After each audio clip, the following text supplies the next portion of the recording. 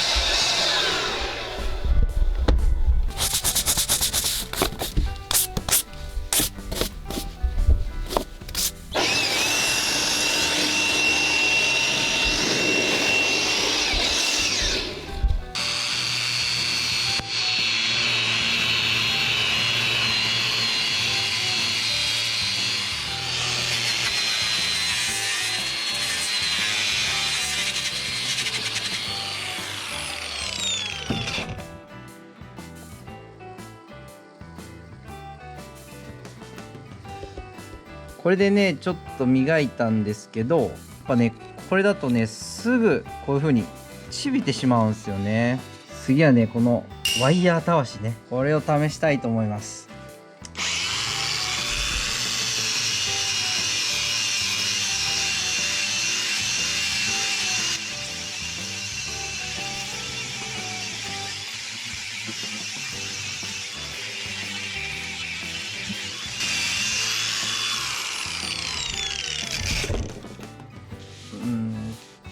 これだとちょっと残りすぎなんですよね。もうちょっとね、この辺まで削りたい。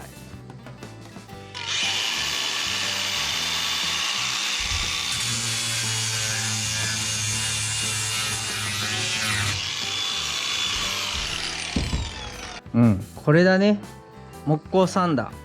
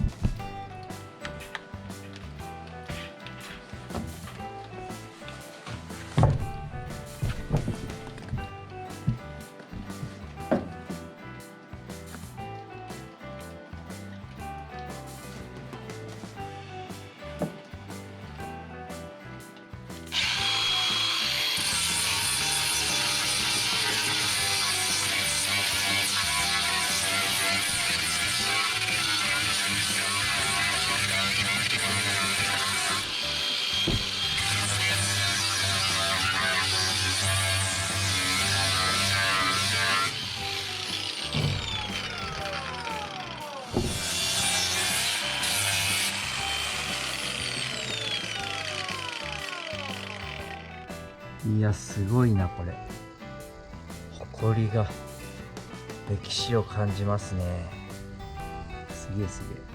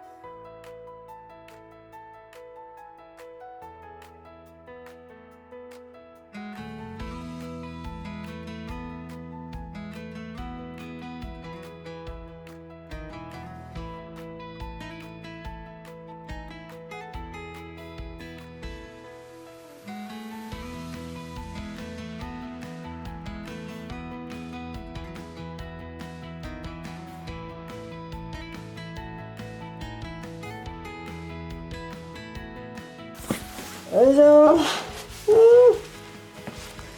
いや、これで田の島屋の天井の掃除が終わりました。いや、これかなりの作業量ですね。多分ね、これ僕1週間ぐらいやってたと思う。何日やったか分かんないですけどね、かなりのね作業量ですね。作業的にはシンプルなんですけど、ブロワーで拭いて、たわしでこすって、雑巾で拭くと、これの繰り返しなんですけど、やっぱ足場がね移動させるだけでもかなりの労力がかかりますね、これは。で、田の字の部屋なんで、1面ずつね、1部屋ずつこうずらしながらやっていったんですけど、やっと終わってよかった。で、また田の字の部屋が終わったんで、次はね、ここのね、玄関土間の部屋とキッチンの部屋、こっちのね天井の掃除がありますんで、もう一回ねちょっと似たような動画が続くんですけど、1本で行くにはちょっとしんどすぎるのでぜひお付き合いください。最後まで見ていただきありがとうございます。